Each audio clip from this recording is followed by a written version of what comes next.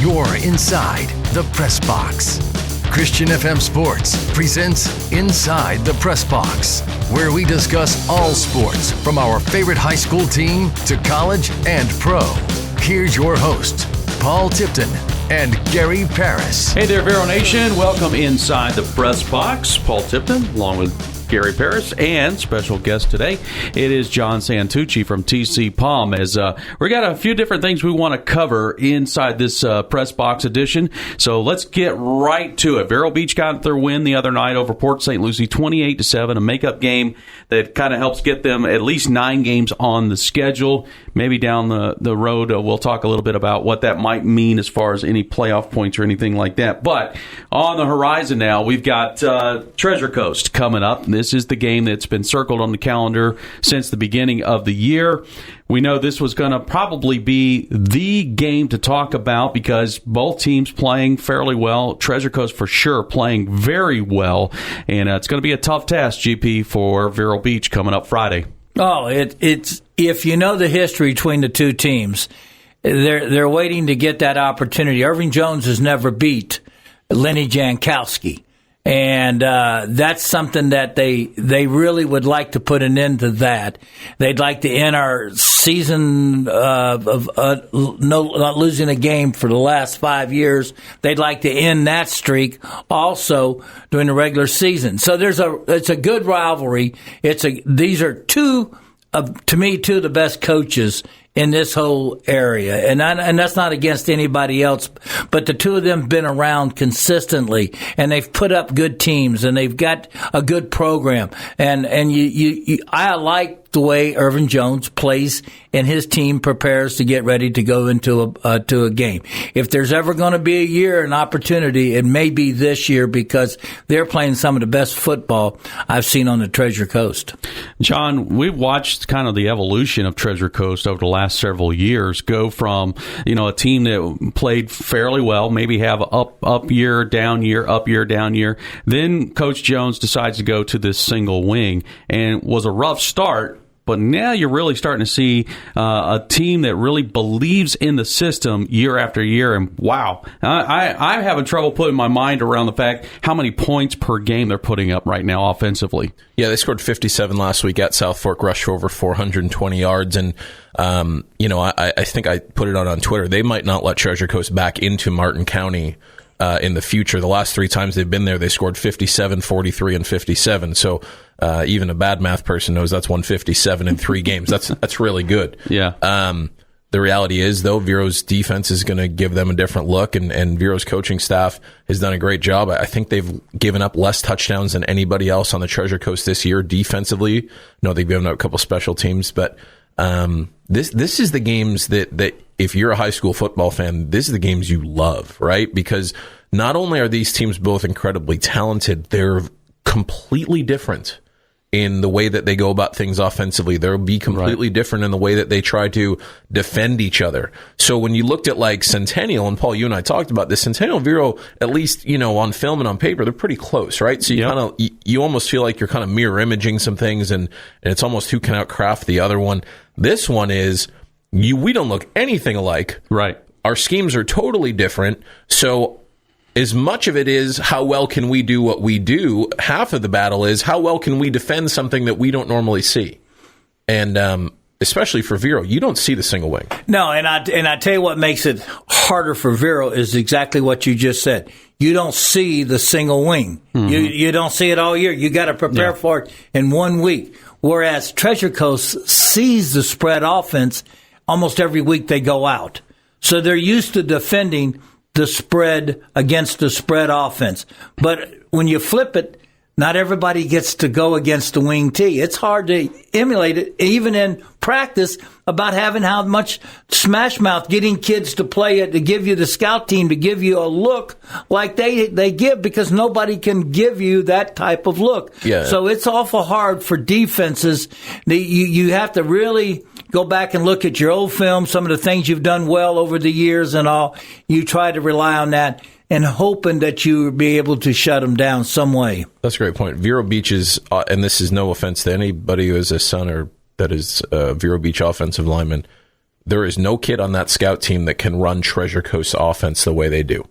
You're not going to be able to figure out where they're going to shift. You're not going to be able. I mean, those guys are all between 6'1" and 6'3" and about 250 to 280. They can all pull. They can all run. They can all move, and they can.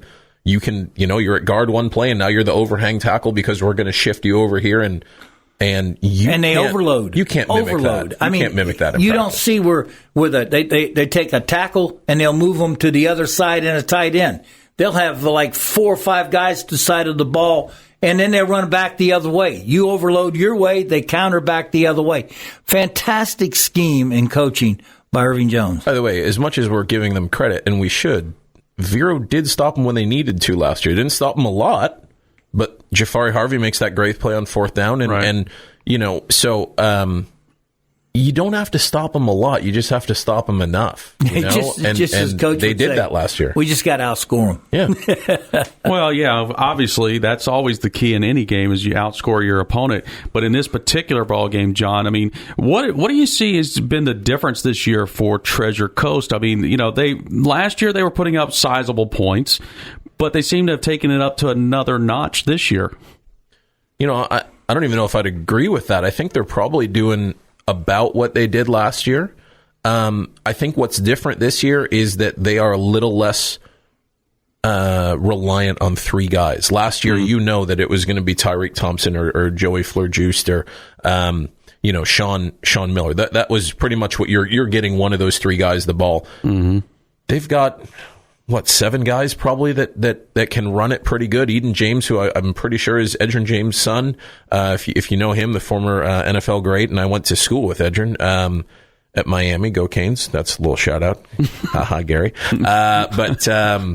You did well against Virginia Tech. We don't do well against anybody. But go ahead. I'm sorry, John. I didn't mean to interrupt. We do well against the bye week. That one we do well. Yeah, against. Us and the Dolphins. So, but they've got a lot of guys that can run the ball, and they're not as reliant on 1 or 2 guys. So I think that's a big difference. If Tyreek Thompson or Sean Miller came off the field last year, you felt like you were taking a step back. I got a question for John. John, where does Irving get these kids? I mean, these kids every year, like you said, 6'2", 6'3", 225 would be a light to 250 athletes. In everybody else is struggling to get offensive linemen. Does he develop them, or do they transfer in? No, and that's a great question. They don't transfer in, and you, Paul, you talked earlier about Treasure Coast's progression since Irvin Jones has been there. He's the longest tenured coach. Him and Bill Mott at St. Ed's have both been there. They're a decade on the job, and Lenny's a year behind. When they started, they were all defense. That's all you knew about them. When the year before he got there was Jeff Luck's senior year, who was probably one of the highest recruits ever in this area. And so they were only known for their defense. And quite frankly, they were known for being very undisciplined. 150 yards in penalties seemed like a good night for them sometimes, where it was just, they just were not disciplined. And then they got a bunch of guys transferring in that were talented, but they were not disciplined. And so that kind of grew. They had guys like Travaris Copeland, who was unbelievably talented, but, again, a little bit more of a me guy probably than Irv was comfortable with. And they had some other guys. And then they went 0-9 in 2014 and scored 60 points, which, by the way, put that in perspective, they scored 57 last week. Yeah. So their offense was anemic at best. And 2015, I think because they hit the ground, hit the bottom, they were able to say, well, look, we can scrap everything that we were doing and do it the way that I want to do it, which is we're going to run the single wing because not a lot of people do it, and we're comfortable with that. And we're just going to develop an offensive line and a defensive line, and we're going to build off those things. And so both lines for Treasure Coast are very good. Their front 4 on defense, going into last week's game, I think the number was 57 tackles for loss just with those 4 guys. The lowest guy on that line had 13 tackles for loss. Whoa. And I think the most had 16.5. So where do you run the ball in that scenario? You bring up a good point, and I'll tell you this, it's getting a coaching staff to commit to that. That's the thing you look for in your coaching staff. The loyalty to the program is one thing, but a commitment to really believe. And after had a really bad year in 14, for them to turn their program around in a short period has been amazing. And Gary, to answer your question, though, they don't get a lot of kids transferring in because you have to be a certain kind of kid to play in that system. In their practices, you're running probably 10 plays, I'm guessing 10 to 12 plays, and you're just running them over and over and over again. I've been to their practices.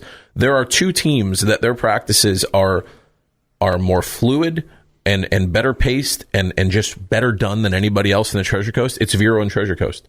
They're almost on autopilot with knowing what they need to do and where they need to be. And sure, there's things that are corrected, and you guys have seen Lenny in practice. He's not always happy, but there you know what's coming in practice. You know what you're working on. Those kids know their system, but they don't get a lot of transfers because you have to be a certain kind of kid to go, I'm going to run these 10 plays and I'm just going to do it all the time. Who wants to go there if you're not? Everybody that's a stud thinks, well, I won't go there because I won't get college recognition. I won't get an opportunity. By the way, is not. I agree. I mean, I'm just saying. I don't like that argument at all, by the way. Every single kid, every single school in the last 3 or 4 years has had at least one kid on the Super 11, including St. Ed's. So when they say that colleges won't find kids, that's such a ridiculous statement that some coaches will lie about, or parents will lie about. Oh, if you come to this school, you have a better chance of getting noticed. There might be a little truth in that, but if you are good, they're going to find you. Because guess what? They're going to call me and ask where they should go. They do. Nah, well, there's so many. There's Huddle. I mean, there's YouTube. There's enough. Exactly. But they're today, and let's just, just call it like it is. They got coaches that. They got quarterback coaches on the side. They've got conditioning coaches on the side. And you've got all these coaching kids. They send these kids to these special coaches to lift weights, get their quickness, training, and stuff like that. And it's really funny. They do personally probably a lot more recruiting for schools than anybody will ever give them credit because they're not obligated to the rules for the high school. Coach can't go out and recruit. Right. But if I told Jon Santucci, dadgummit, John, I could use a good running back if I could ever find one, and one of these guys would just move into my area, I'd be tickled to death. Now, He didn't ask you to go find him one, but he knows you well enough that you got the hint that you might go recruit. And parents talk to each other and kids talk to each other. I mean, there's a reality of it, but there are too many lies that people believe. Yeah. We had a kid a couple years ago who left Jensen Beach and went to another school because he was told that he'd have a better chance of getting seen at school X. Jensen Beach, it would have been his senior year. Jensen Beach had another senior named Jamian Sherwood, who's now playing at Auburn as a sophomore and didn't redshirt because he was too good. Back, right? Yeah. Jamian Sherwood had almost every school in the nation stopping by. Yeah. So who is it that is telling this kid or his parents, hey, look, you have a better shot going somewhere else. Don't go with the kid who's a top 100 national kid. Go to this other school that has no major recruits. You'll get seen more. That's bad advice. Hey, we're inside the press box. Paul Tipton, along with Gary Paris and Jon Santucci from TC Palm, we're getting ready for Friday night's big game, Vero Beach and Treasure Coast. I'm not going to ask you to pick the winner here, John, but what do you see as keys? Why? He'll do it this week. I know. That's why I'm not asking, because I don't want him to spoil the surprise for his own publication. I'm just kidding. So, John, what do you see as keys for both teams if they expect to win this ball game? I think you can learn a lot from last year's game. I don't know how well you guys, kind of feel about that, but last year Treasure Coast held the ball for 35 plus minutes. Maybe they threw the ball 8 times, maybe, and I'm certain that's high. Mm-hmm. And they want to. If it's a boxing match, they're Joe Frazier. They want to get in close and they want to hit you in the stomach 1,000 times, and then they'll uppercut you every once in a while. And they're okay if they don't break big plays. They're okay to go, 4 yards, great, thank you. We do that 3 times in a row. It's a first down. We'll just keep grinding it out. Right. Vero last year, obviously, 13 minutes maybe with the ball, and even that sounds like too much. I think they called 16 pass plays. They completed 8 of those, and 4 of those ended up being runs by Nick, including the game winner. So you only threw it 12 times. You completed 8 for, I think, 350. Mm-hmm. So here's the question. How is Treasure Coast going to defend Vero Beach's passing game? That's my first question. If I'm Treasure Coast, I'm coming out and I'm saying to my 4 defensive linemen, we're not going to blitz. We're not going to do anything. You have to get there on your own, and we're going to drop 7. That's what I'd do if I'm Treasure Coast because of the way they're built. And then the question becomes, what does Vero try to do to attack that? If they do that, do you go vertical? Because last year, DeMarcus Harris was wide open no matter who was on him or how many guys were on him. He was wide open, which is as much about Nick's ability to throw that pass and DeMarcus's just freakish natural ability. Right. You got guys. You got Keith Ward. You got Jermaine Dawson. You have guys that can certainly give them trouble if everything works and the timing works and Ryan has time in the pocket and those kind of things. But the times I've seen Vero this season has been a lot less vertical and a lot more wide receiver screens and different things like that and different creative ways of getting the wide receivers the ball.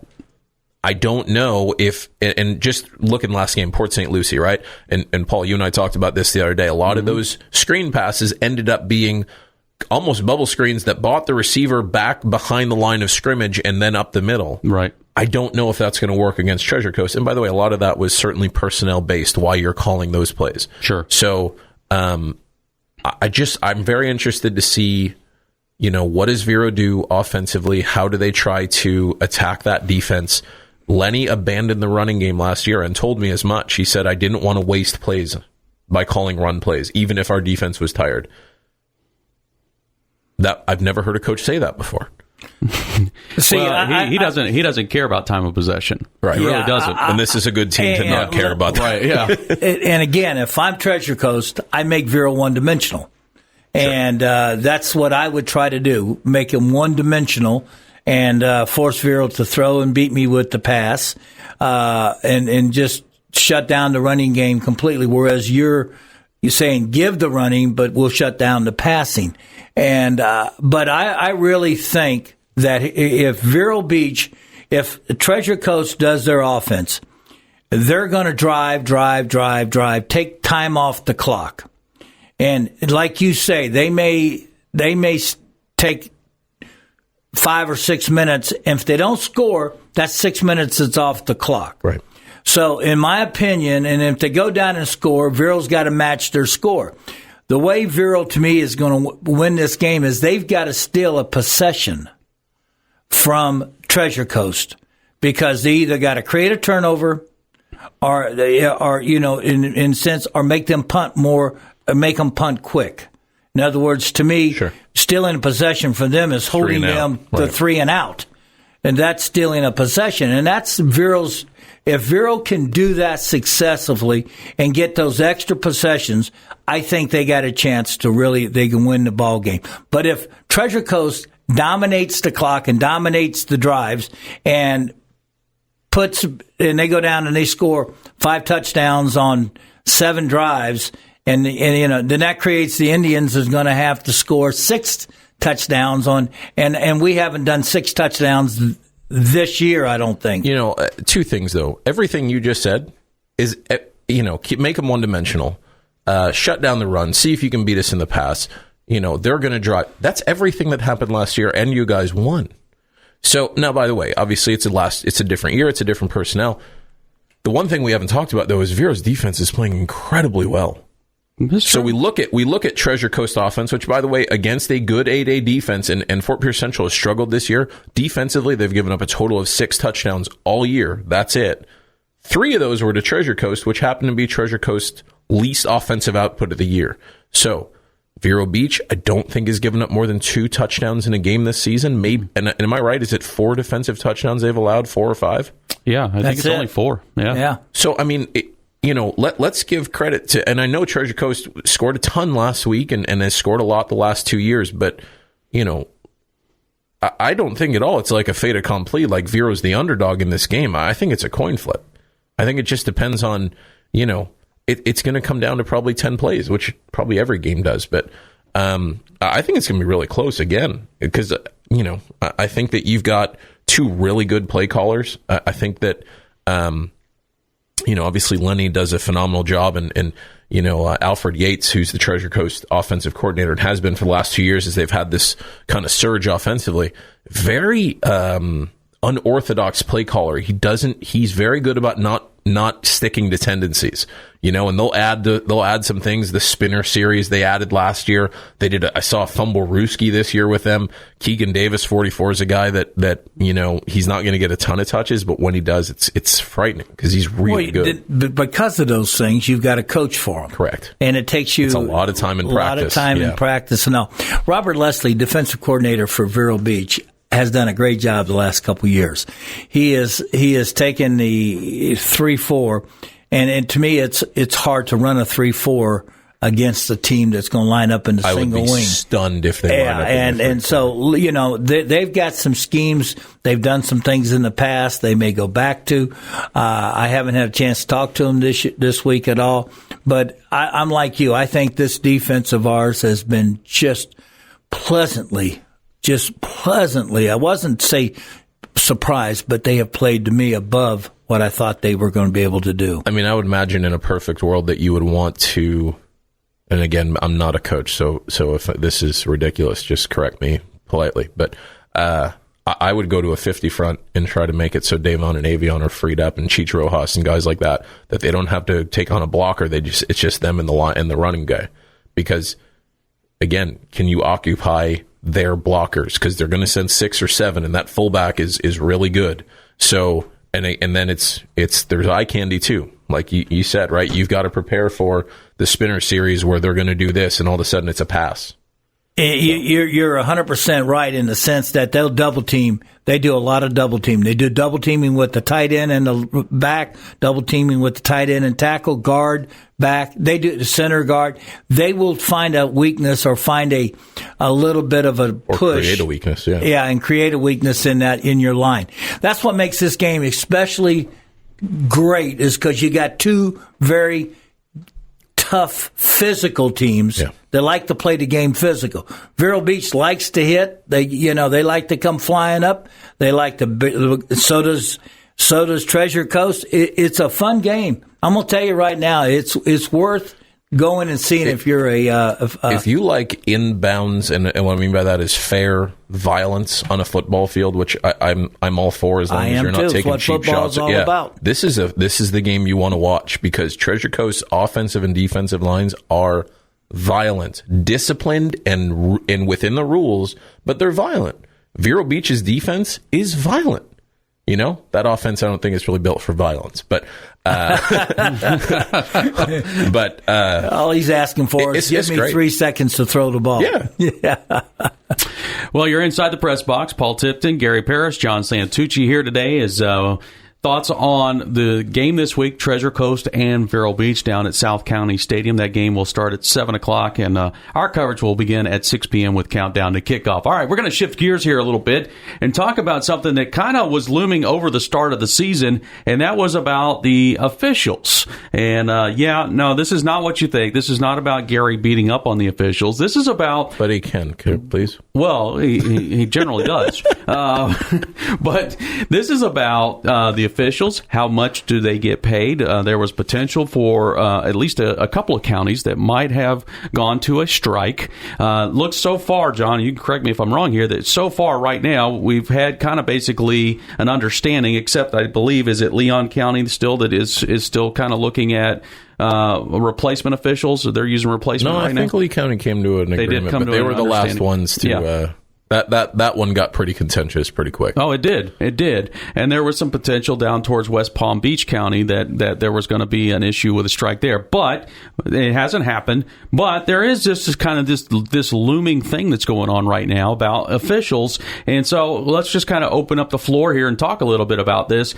Gary, all fun aside for a second here. I know we've kind of joked with you about how much you beat up on them, but they do bring a lot to the ball game. Not necessarily about determining outcomes, but they do make sure to govern the rules so that there's safety on the field. And in my opinion, I feel like it is important that we do pay our officials. One, take care of the guys that are helping take care of the players, and two, ensure that we have a future for officials, because that's a big, big challenge. We've seen this over the last probably better part of almost 2 decades now, where it's always been the question of, well, we don't have enough officials, so we got to schedule games Thursday, Friday, Saturday, so that all the officials that we have can cover the games.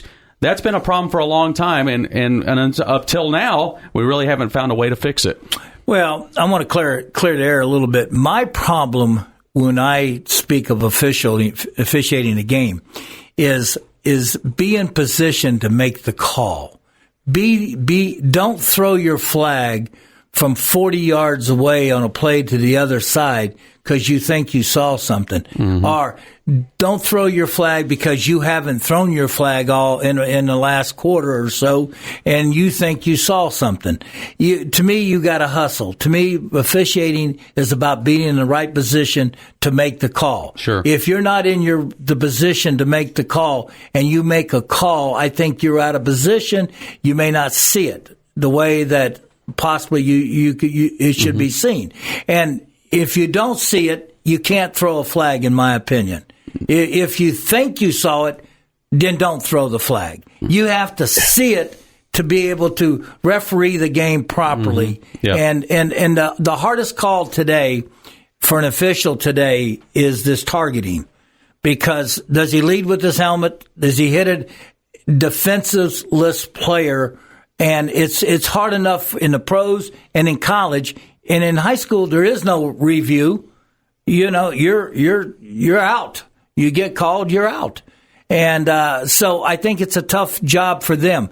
Now, having said that, I think that's the reason I kind of pick on the officials a little bit is just lack of positioning to do it. I get frustrated. And let me say this, right? And I've talked to a lot of those guys. And I respect them because it's an incredibly thankless and hard job, right? Nobody's thanking an official after the game unless mm-hmm. you really screwed up, and you don't want people thanking you from the other side. It's incredibly difficult to focus on what they need to focus on because, especially in some of these games where the game takes on this own emotion, it's hard not to get caught up in that. Listen, I'm on the sidelines, supposed to be objective. I get caught up in it. So I think it's hard for them sometimes not to watch the game, and I've seen guys do that. I have 2 frustrations, and we'll get in the money in a second if that's all right. One, there's no recourse if there's abject failure, and let's just use that word. If you really, really screw up, and I'm not talking about like, oh, you missed a call here. I'm like, and if there's consistently bad calls or a clearly missed call that I don't think they huddle enough to talk about some of these calls. There's no recourse if you do something wrong. And I can't think of another profession in the world where you can keep screwing up and it's like, hey, well, we need you next week because we don't have enough bodies without you. So I'd love to see some recourse, but obviously you have to have the bodies to make that happen. And I'm not saying I want to see punishment. I'm just saying, hey, if a player or coach does something wrong, we look at it. Can we look at it with the officials and say, hey, here's the other thing. How do we train them better? How do we make sure they're in the right position? We got huddle for all the high schools. They should be able to have huddle for the officials so that they can watch their game or evaluate. And they get sent clips, but clips I think are again, that's probably not sufficient. I think you need to see a whole game and again, how much time can they really take doing that? And I don't know the answer. But I don't know if there's a committee of officials that are, say, retired. They go back and look at the film and evaluate and give them a grade. I mean, you got retired officials that no longer can be on the field, but still know the game. Exactly. They could get in and evaluate and look at a game and see how they graded. How would you grade him? How would you put him? Would you recommend him to go to an important ball game? When you're down to the districts and stuff, and when you're in your district, would you recommend what 7 guys or 5 guys or 6 guys are you going to recommend to do it? And I think that's part of what I think is needed is that they're having a hard time getting the next generation. Sure. To want to do the job. And the money's a big part of that. And money's a big part. And like you said, it's a thankless job. I mean, you get yelled at and screamed at. And I've played at the highest level and officials at that level, they're professionals. They're literally, they take it very professionally. And not that high school coach officiating doesn't take it professional. They feel like they're the best or whatever. They should, and when they go out there. But at that level, they don't take it personal where if I yell at that official and I get him 3 games later, he's forgot about that up there at that level. You know what I mean? He's like, hey, man, we okay? I'll walk up to an official. I said, listen, he says, we're fine. Don't worry about it. Okay? And see, whereas I think sometimes in this level, coaches get excited. They yell at the official, and sometimes you shouldn't carry it personally with you. No, you can't. Because you can't be objective and be personal at the same time. Exactly right. And I think that's hard sometimes to separate the two. I think that's hard for anybody. Yeah. But what I hear from a lot of coaches is, you don't want to ask if a guy can't officiate your games because then you're afraid that he's going to go after you if you get him on the road or something. Absolutely. I had one coach several years ago, was really frustrated about just the way some of the games were being officiated, and was actually getting ready to play Vero Beach, and it was a big game, and he told me, I want to go get referees from the Space Coast. Because you can do that. You can request. But he said, if I do that, every time I get Treasure Coast officials, they will punish us. That should not be. I mean, I agree. But why should you get the human element out of it? Well, I got one even better locally. That one of the coaches in this area despised a group of officials, refused to have them did not want them. Went to the whoever the head commissioner of the referee for Treasure Coast says, I do not want those guys at my game. Okay. Next year, the home coach says, I want these guys. and I want these referees right here at my game, because knowing the other coach didn't want them. And trying to find an edge. I mean, it's unfortunate. These guys do an admirable job. I'm going to tell you right now, I'm going to say 90% of them, they do a great job. I completely agree. The bad apples spoil the bunch, right? And most of them are very professional, and most of them, they enjoy what they're doing it because they don't have to do it. If it wasn't for a lot of money, I think these guys were getting paid, depending on when you start? $65 plus a travel per diem. Here's the thing, right, that I think fans, and I know sometimes I forget, there's only, other than the players and the coaches on the field, everybody else has an aerial view. So you can see more. And you can see it at a different angle, which, by the way, is usually an easier for the eyes view than being on the field. Mm-hmm. So you might see a pass interference or whatever where you feel like a guy's missed it, and he doesn't have an aerial view. Just be aware of that sometimes. Right. Like, he's not seeing it the same way. Yeah. Well, I had a guy tell me that, I said, why didn't you call holding on that? But he says, listen, if I would have thought that the ball was coming to this side, I'd have called it. I have no problem with that. And he said, but that play, the quarterback rolled to his right, and he threw it that way. This guy held, you're right, but it had nothing to do with the play. See, by the way, even in the NFL, I have zero issue with that statement. In fact, I wish that was the rule. We had a game I went to earlier this year. I've been trying to figure out who is playing. But kid broke it for a touchdown, kick return, right? It would have been a big play, obviously, and it would have tied the score. I think it was early in the game still.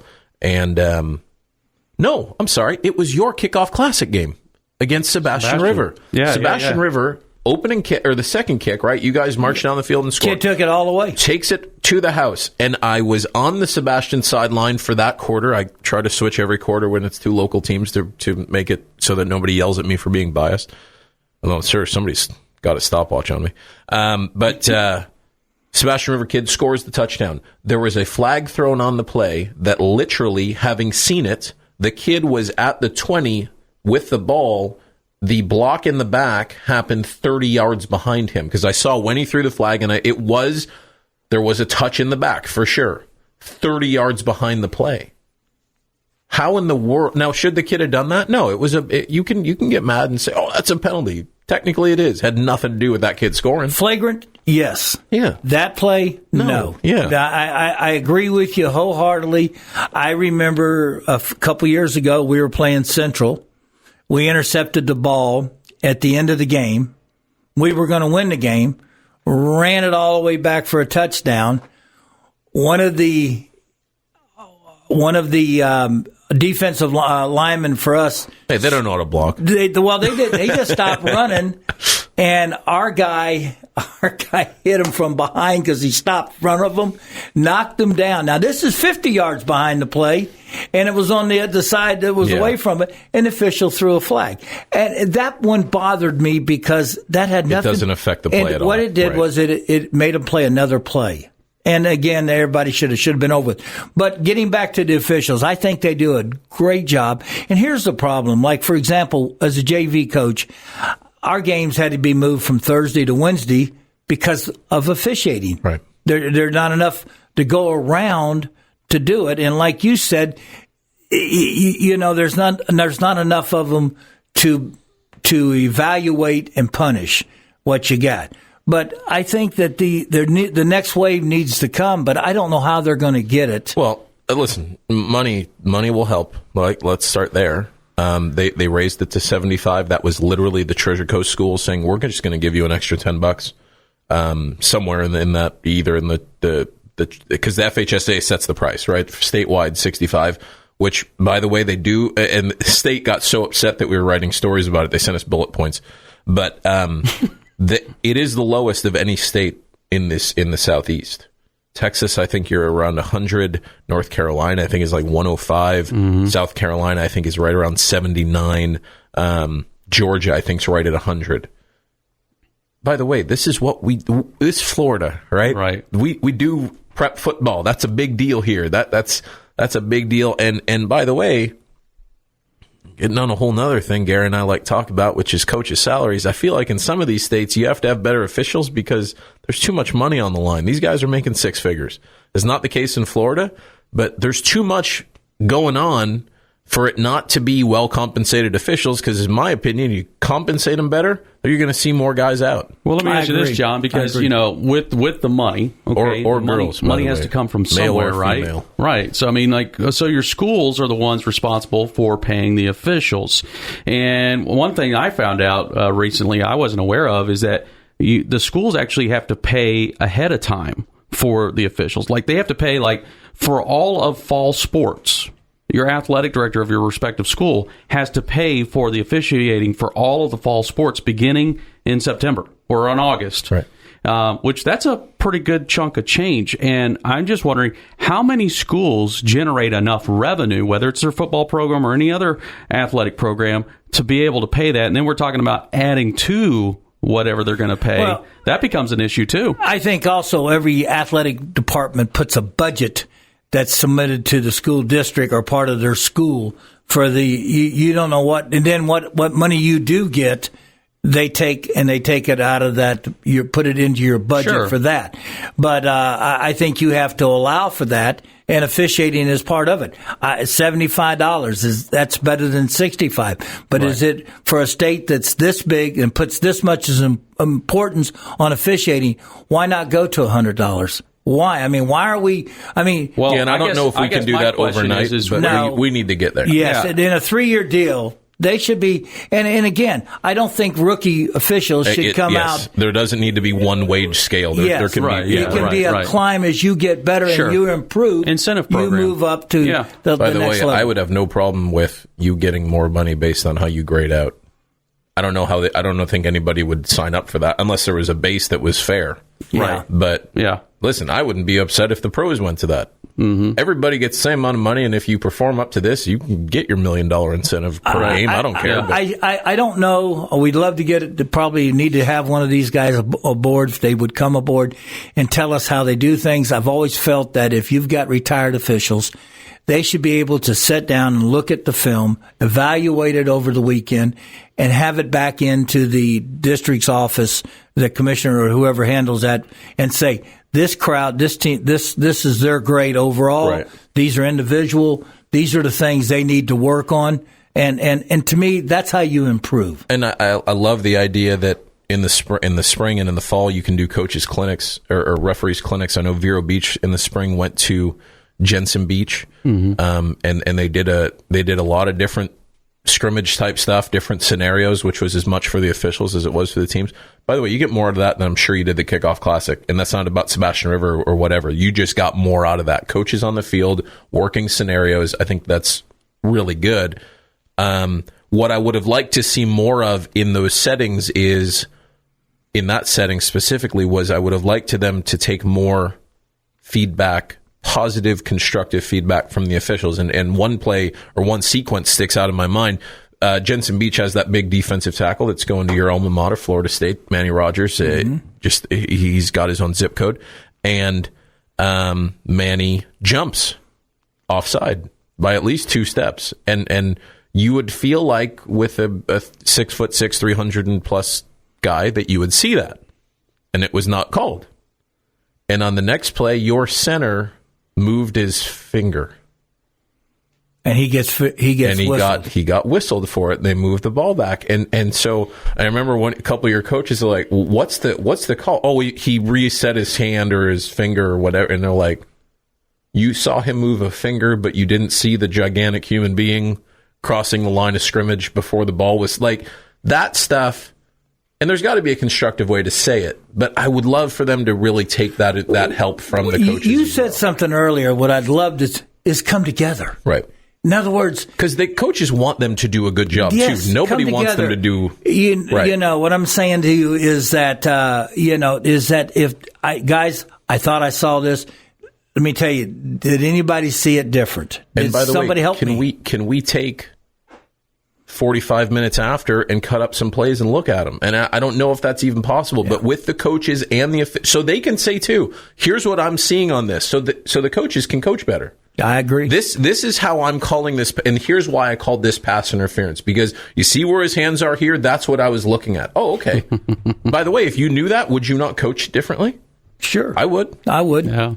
Well, obviously, you can tell this would be we knew this already, that this could be a podcast in and of itself, and we could further this discussion, I think, at another time. I'd love to revisit this if we can, but it's been great to be inside the press box. Jon, thanks for spending some time with us, and looking forward to hanging out with you on Friday night. Yeah, Friday's going to be good. Thanks for the time, guys. I appreciate it. All right, guys. Well, again, kickoff is at 7 o'clock down at South County Stadium against Treasure Coast. Our coverage will begin at 6 p.m. And by the way, tell your friends to subscribe to our podcast. It's Inside the Press Box. You can find it at the usual podcast locations. As always, go Indians. Thanks for joining us inside the Press Box. For more, go to ChristianFM.com.